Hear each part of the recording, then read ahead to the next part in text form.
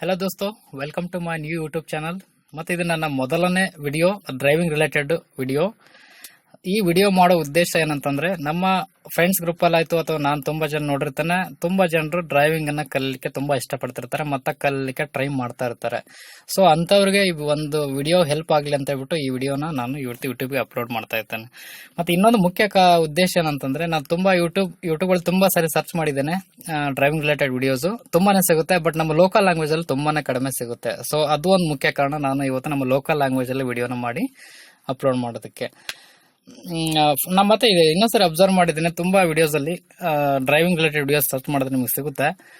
Car ಚಲನ ಸಿಕ್ಕಿ 10 minute, 20 minute, half an hour, so ಹೀಗೆಲ್ಲ ಬರ್ತಿರುತ್ತೆ. ಬಟ್ ನನ್ನ ಪ್ರಕಾರ 10 ಮಿನಿಟ್, 20 ಮಿನಿಟ್, ಹಾಫ್ ಆನ್ ಅವರಲ್ಲಿ ಅಷ್ಟು ಟೈಮಲ್ಲಿ ಕಲಿಯುವಂಥ ವಿದ್ಯೆ ಖಂಡಿತ ಅಲ್ಲ. ಯಾಕಂದರೆ ಡ್ರೈವಿಂಗಲ್ಲಿ ನಿಮಗೆ ಒಂದು ಪರ್ಫೆಕ್ಷನಿಸ್ಟ್ ಬರಬೇಕು ಅಂದರೆ ಮಿನಿಮಮ್ 2-3 ಮಂತ್ಸ್ ಆದರೂ ಬೇಕಾಗುತ್ತೆ. ಓಕೆ, ಅದು ಇಂಪಾಸಿಬಲ್ ಅಂತ ನಾನು ಹೇಳ್ತಾ ಇಲ್ಲ, ಬಟ್ ಅದು ಡಿಪೆಂಡ್ ಅಪಾನ್ ದೇರ್ ಇಂಟ್ರೆಸ್ಟ್ ಇರಬೇಕಾಗುತ್ತೆ. ಅದೇ ರೀತಿ ಕಲೀಲಿಕ್ಕೆ ಎನ್ವೈರ್ಮೆಂಟ್ ಇರಬೇಕು, ಹಾಗೆ ಧೈರ್ಯನೂ ಇರಬೇಕು. ಡ್ರೈವಿಂಗ್ ಅಂತಂದರೆ ಟ್ರೈವಿಂಗ್ ಕಲಿಯೋದು ಅಷ್ಟು ಈಸಿ ಆದಂಥ ಕೆಲಸನಲ್ಲ. ಬಟ್ ನಾನು ನಿಮಗೆ ಈ ವಿಡಿಯೋದಲ್ಲಿ ಅದನ್ನು ಈಸಿ ಮಾಡುವ ಒಂದು ಉದ್ದೇಶ ಹೊಂದಿದ್ದೇನೆ. ಸೊ ಏನಂದ್ರೆ, ನಾನು ಸ್ಟೆಪ್ ಬೈ ಸ್ಟೆಪ್ ಎಕ್ಸ್ಪ್ಲೈನ್ ಮಾಡ್ತಾ ಹೋಗ್ತೇನೆ. ಈ video only for beginners, dedicated for beginners only. ಈಗ ತಾನೇ ಕಲೀಲಿಕ್ಕೆ ಇಷ್ಟಪಡ್ತಿರೋ ಮತ್ತೆ ಕಲಿತಾ ಇರೋರಿಗೆ ಈ ವಿಡಿಯೋ ತುಂಬ ಹೆಲ್ಪ್ ಆಗುತ್ತೆ. ಸೊ ವಿಡಿಯೋ ಇಷ್ಟ ಆದರೆ ನೀವು ಲೈಕ್ ಬಟನ್ನ ಪ್ರೆಸ್ ಮಾಡಿ, ಹಾಗೆ ಸಬ್ಸ್ಕ್ರೈಬ್ ಬಟನ್ನ ಪ್ರೆಸ್ ಮಾಡಿ.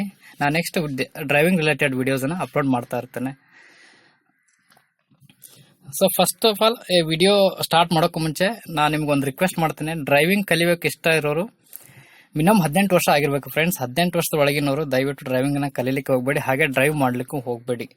ಯಾಕಂದರೆ ಮಿನಿಮಮ್ 18 ವರ್ಷ ಇರಬೇಕು ಡ್ರೈವಿಂಗ್ ಕಲೀಲಿಕ್ಕೆ, ಡ್ರೈವ್ ಮಾಡಲಿಕ್ಕೆ. ಮತ್ತು ಇನ್ನೊಂದು ಮ್ಯಾಟ್ರ್ ಹೇಳ್ಬೇಕಂದ್ರೆ, ಇದು ವೆಹಿಕಲ್ ಬಗ್ಗೆ ಹೇಳ್ತಾ ಇಲ್ಲ. ಡ್ರೈವಿಂಗ್ ಅಂದರೆ, ಈಗ ನೀವು ಡ್ರೈವಿಂಗ್ ಲೈಸೆನ್ಸ್ ಅಪ್ಲೈ ಮಾಡುವಾಗ ನೀವು ಅಬ್ಸರ್ವ್ ಮಾಡಿರ್ಬೋದು, ಅಪ್ಲಿಕೇಶನ್ ಬರ್ದಿರುತ್ತೆ. ಅಥವಾ ಈ ಹಿಂದೆ ಡ್ರೈವಿಂಗ್ ಲೈಸೆನ್ಸು ಬುಕ್ ಇಶ್ಯೂ ಮಾಡ್ತಾ ಇದೆ ಡ್ರೈವಿಂಗ್. ಇವಾಗೇನು ಸ್ಮಾರ್ಟ್ ಕಾರ್ಡ್ ಬರ್ತಾ ಇದೆ. ಸೊ ಮುಂಚೆಲ್ಲ ಸ್ಮಾರ್ಟ್ ಕಾರ್ಡ್ ಇರಲಿಲ್ಲ. ಸೊ ಆಗೊಂದು ಬುಕ್ ಇಶ್ಯೂ ಮಾಡ್ತಾ ಇದ್ದಾರೆ ಡ್ರೈವಿಂಗ್ ಲೈಸೆನ್ಸ್. ಆ ಬುಕ್ಕಲ್ಲಿ ಬರ್ದಿರ್ತದೆ ಬೋಲ್ಡ್ ಆಗಿ, ನಾನು ಅಬ್ಸರ್ವ್ ಮಾಡಿದ್ದೇನೆ. ಅಂದರೆ driving is A privilege, not A matter of right ಅಂತ ಹೇಳ್ಬಿಟ್ಟು ಬೋಲ್ಡ್ ಆಗಿ ಬರ್ದಿರ್ತಿದ್ರು. ಅದರ ಅರ್ಥ ಏನಂದ್ರೆ, ಡ್ರೈವಿಂಗ್ ಮೂಲಭೂತ ಹಕ್ಕಲ್ಲ.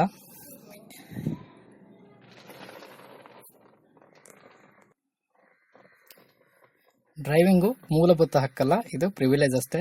ಸೊ ಇನ್ ಕೇಸ್ ಏನಾದರೂ ಪ್ರಾಬ್ಲಮ್ ಆಯ್ತು ಅಂದರೆ, ನಿಮ್ಮ ಡ್ರೈವಿಂಗ್ ಏನಾದರೂ ಪ್ರಾಬ್ಲಮ್ ಆಯ್ತು ಅಂದರೆ, ಡ್ರೈವಿಂಗ್ ಇಶ್ಯೂ ಮಾಡಿರುವಂಥ ಅಥಾರಿಟಿ ಏನಿರುತ್ತೆ, RTO ಇರ್ಬೋದು ಅಥವಾ ಸ್ಟೇಟ್ ಗೌರ್ಮೆಂಟ್ ಅಥವಾ ಗೌರ್ಮೆಂಟ್ ಯಾವ್ದು ನಿಮ್ಗೆ ಇಶ್ಯೂ ಮಾಡಿರುತ್ತೆ. ಸೊ ಯಾವಾಗ ಬೇಕಾದರೂ ನಿಮ್ಮ ಡ್ರೈವಿಂಗ್ ಲೈಸೆನ್ಸನ್ನು ಕ್ಯಾನ್ಸಲ್ ಮಾಡೋ ಚಾನ್ಸಸ್ ಇರುತ್ತೆ.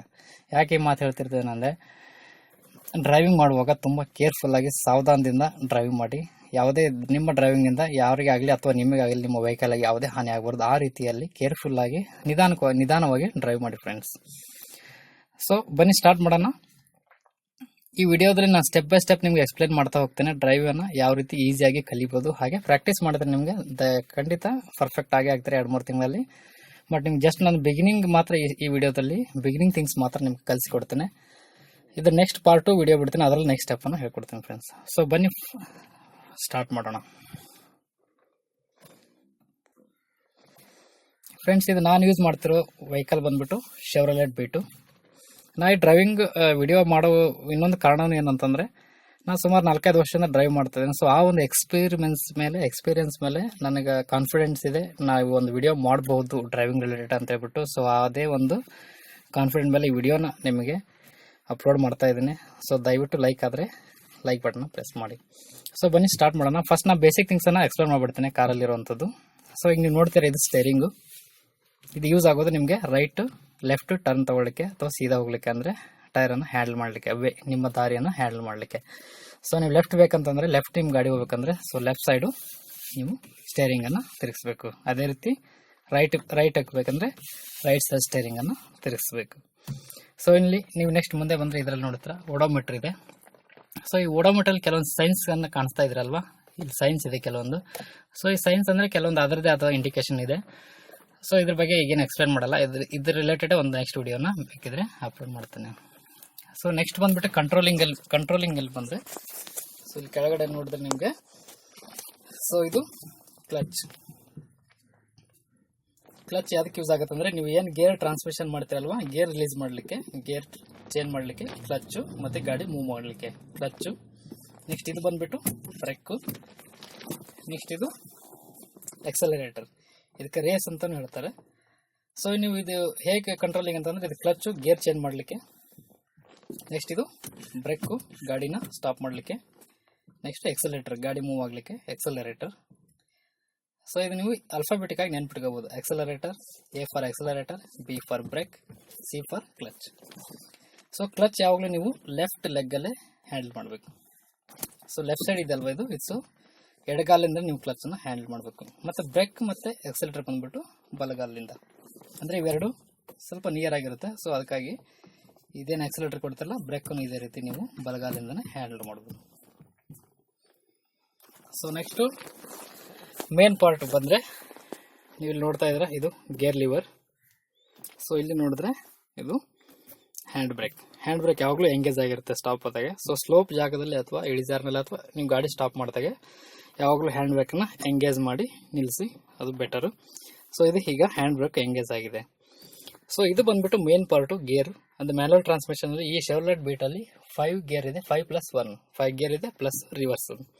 ಸೊ ಈ ಗೇರ್ ಲಿವರ್ ಮೇಲೆ ನಿಮ್ಗೆ ಡಯಾಗ್ರಾಮ್ ಇರುತ್ತೆ, ಅಂದರೆ ಗೇರ್ ಫಸ್ಟ್ ಗೇರ್ ಯಾಕೆ ಹಾಕಬೇಕು, ಸೆಕೆಂಡ್ ಗೇರ್ ಯಾವ ರೀತಿ ಹಾಕಬೇಕು, ಮತ್ತು 3rd 4th 5th ರಿವರ್ಸು ಆ ಡಯಾಗ್ರಾಮ್ ಇರುತ್ತೆ. ಅದನ್ನ ನೋಡ್ಕೊಂಡು ನೀವು ಮಾಡ್ಬೋದು. ನಾನು ನಿಮಗೆ ಎಷ್ಟು ಮಾಡೋದು, ಸೊ ಫಸ್ಟು ನೀವು ಗೇರನ್ನು ಈ ರೀತಿ ಫ್ರೀ ಆಗಿದೆ ಅಂದರೆ ಇದು ನ್ಯೂಟ್ರಲ್, ಇದು ಮಿಡ್ಲ್ ಇರ್ತದೆ, ಇದು ನ್ಯೂಟ್ರಲ್ ಇದೆ. ನಿಮ್ಮ ಫಸ್ಟ್ ಗೇರ್ ಬೇಕು ಅಂತಂದರೆ ಲೆಫ್ಟ್ ಸೈಡ್ಗೆ, ಅಂದರೆ ಈ ಸೈಡಿಗೆ ಲೆಫ್ಟ್ ಸೈಡ್ಗಿದೆ, ಈ ಸೀಟ್ ಸೈಡ್ಗೆ ಗೇರ್ ಲಿವರ್ನ ಪ್ರೆಸ್ ಮಾಡಿಬಿಟ್ಟು ಮುಂದಕ್ಕೆ ಪ್ರೆಸ್ ಮಾಡಿದರೆ ಫಸ್ಟ್ ಗೇರ್. ಅದೇ ರೀತಿ ವಾಪಸ್ಸು ಬ್ಯಾಕ್ ತೊಗೊಂಡ್ರೆ ಸೆಕೆಂಡ್ ಗೇರ್. ನೆಕ್ಸ್ಟ್ ಮತ್ತೆ ಸ್ವಲ್ಪ 3rd ಗೇರ್ ನಿಮ್ಗೆ ಬೇಕಂತಂದರೆ ಸ್ವಲ್ಪ ಮುಂದೆ ಪ್ರೆಸ್ ಮಾಡಿ, ಎಲ್ಲಿ ನಿಮಗೆ ನ್ಯೂಟ್ರಲ್ ಆಗುತ್ತಲ್ವ, ಸೊ ಅದಕ್ಕೆ ಸ್ಟೇಟ್ ಬಿಟ್ಬಿಟ್ಟು ಜಸ್ಟ್ ಮುಂದೆ ಪ್ರೆಸ್ ಮಾಡಿ, ಇದು 3rd ಗೇರ್. ಹಾಗೆ ನೀವು ಹಿಂದೆ ಕೆಳ್ಕೊಂಡ್ರೆ 4th ಗೇರ್. ನೆಕ್ಸ್ಟು ಒಂದು ನ್ಯೂಟ್ರಲ್ ತಂದು ರೈಟ್ ಸೈಡ್ಗೆ, ಅಂದರೆ ನಮ್ಮ ಸೈಡ್ ನಾವು ಕೂತಿರೋ ಸೈಡ್ಗೆ ಗೇರ್ ಲಿವರ್ನ ಪ್ರೆಸ್ ಮಾಡ್ಕೊಂಡ್ಬಿಟ್ಟು ಮುಂದಕ್ಕೆ ಪ್ರೆಸ್ ಮಾಡಿದ್ರೆ ಟಾಪ್ ಗೇರ್ ಅಂದರೆ 5th ಗೇರ್. ಹಾಗೆ ಸ್ಟೇಟ್ ಬ್ಯಾಕ್ ಎಳ್ಕೊಂಡ್ರೆ ರಿವರ್ಸ್ ಗೇರ್. ಸೊ ಇದು ಗೇರು. ಆ್ಯಕ್ಚುಲಿ ಮೇನ್ ಪಾರ್ಟ್ ಇರೋದೇ ನೀವು ಕಲಿಬೇಕಾಗಿರೋದು ಗೇರು ಮತ್ತು ಸ್ಟೇರಿಂಗನ್ನು ಹ್ಯಾಂಡಲ್ ಮಾಡೋದು. ಇನ್ನೊಂದು ಮೇನ್ ಅಂದರೆ ಕ್ಲಚ್ ಹ್ಯಾಂಡ್ಲಿಂಗ್. ಕ್ಲಚ್ ಹ್ಯಾಂಡ್ಲಿಂಗ್ ಸಹ ಅಷ್ಟೇ ಇಂಪಾರ್ಟೆಂಟ್ ಥಿಂಗ್.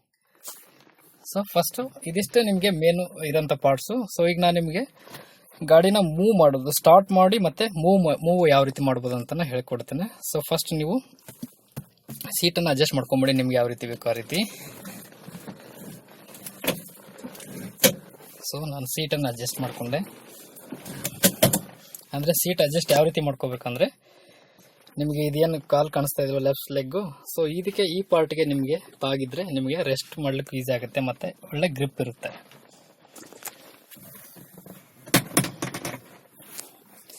ಸೊ ಈ ರೀತಿ ಇರಬೇಕು.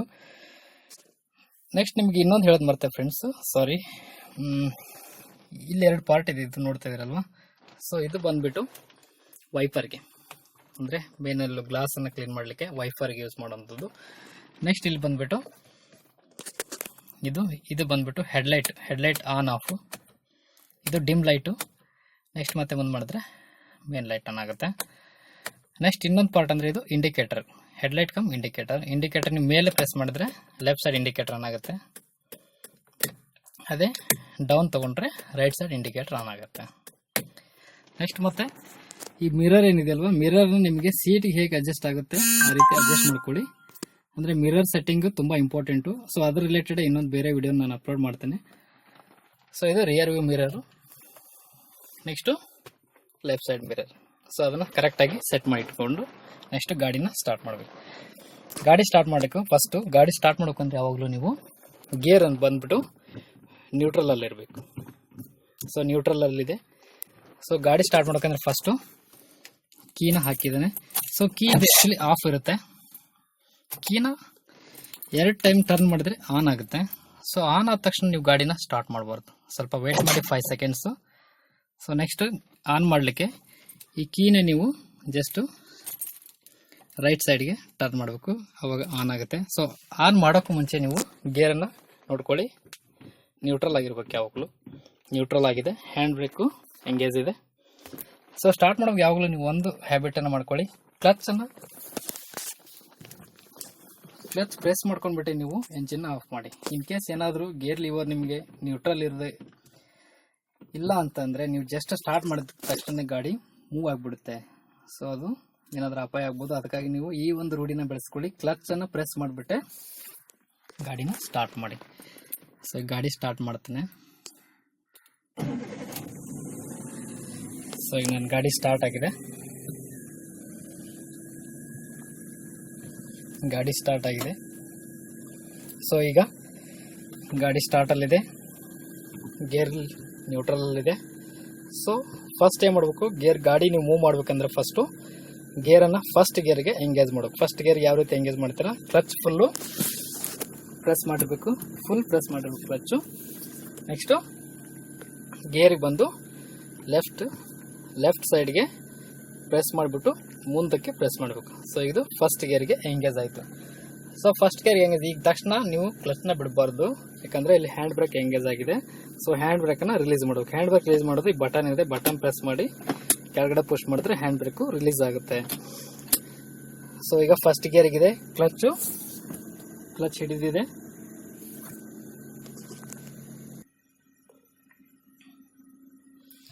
ಸೊ ಫಸ್ಟ್ ಗೇರಲ್ಲಿದೆ ಗಾಡಿ. ಈಗ ಎಕ್ಸಲೇಟರ್ ಇದೆ.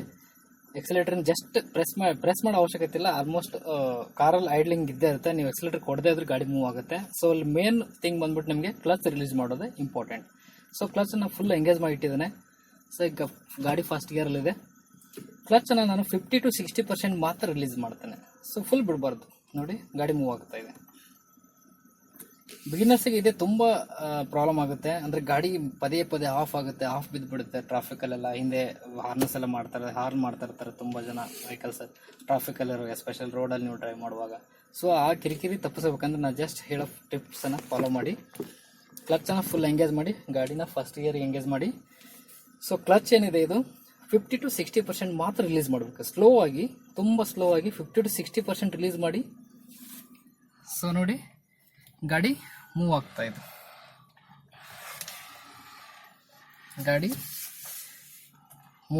ಅಂದರೆ ನಾನು ತುಂಬ ಸ್ಲೋ ಆಗಿ ಬಿಡ್ತಾ ಇದ್ದೀನಿ ಕ್ಲಚ್ಚು.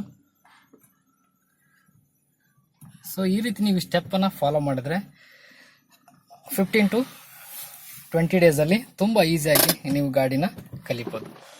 ಈಸಿಯಾಗಿ ಈ ಸ್ಟೆಪ್ ಏನು ಫಾಲೋ ಮಾಡಿರ್ತಿರಲ್ಲ, ಈಗ ಫಸ್ಟ್ ಗೇರ್ಗೆ ಎಂಗೇಜ್ ಮಾಡಿಬಿಟ್ಟು ಕ್ಲಚ್ಚನ್ನು ತುಂಬ ಸ್ಲೋ ಆಗಿ ರಿಲೀಸ್ ಮಾಡಿ 50 to 60% ರಿಲೀಸ್ ಮಾಡಿ. ಎಕ್ಸಲೇಟರ್ ಕೊಡೋ ಅವಶ್ಯಕತೆ ಇಲ್ಲ, ಜಸ್ಟ್ ಪ್ರೆಸ್ ಮಾಡಿ ಎಕ್ಸಲೇಟರ್ ಒಂದು ಸ್ವಲ್ಪನೇ ಪ್ರೆಸ್ ಮಾಡಿ ಅಷ್ಟೇ, ತುಂಬ ಎಕ್ಸಲೇಟರ್ ಕೊಡ್ಲಿಕ್ಕೆ ಹೋಗಬೇಡಿ.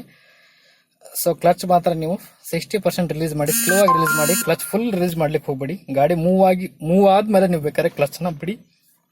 ನೆಕ್ಸ್ಟ್ ಗಾಡಿ ಮೂವ್ ಆಗ್ತಾ ಇರ್ತದೆ. ಸೊ ನೆಕ್ಸ್ಟ್ ನೀವು ಸ್ವಲ್ಪ ಒಂದು ಸ್ಪೀಡಿಗೆ ಬಂದಾಗೆ, ಒಂದು 22 ಈ ಸ್ಪೀಡೋಮೀಟರ್ ಏನಿದೆ RPM 2000 ಹಿಂಗೆ ಬಂದಾಗೆ ನೀವು ನೆಕ್ಸ್ಟನ್ನು ಕ್ಲಚ್ ಪ್ರೆಸ್ ಮಾಡಿಬಿಟ್ಟು ಸೆಕೆಂಡ್ ಗೇರ್ಗೆ, ಸೊ ಕ್ಲಚನ್ನು ಪ್ರೆಸ್ ಮಾಡಿ ನೆಕ್ಸ್ಟು ಸೆಕೆಂಡ್ ಗೇರ್ಗೆ ಎಂಗೇಜ್ ಮಾಡಿ. ನೆಕ್ಸ್ಟ್ ಗಾಡಿ ಹಾಗೆ ಮೂವ್ ಸ್ಟಾರ್ಟ್ ಆಗುತ್ತೆ.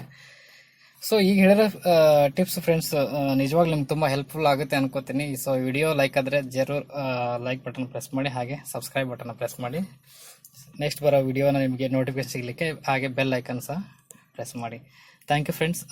ನೆಕ್ಸ್ಟ್ ವಿಡಿಯೋದಲ್ಲಿ ಭೇಟಿಯಾಗುವ. Thank you for watching.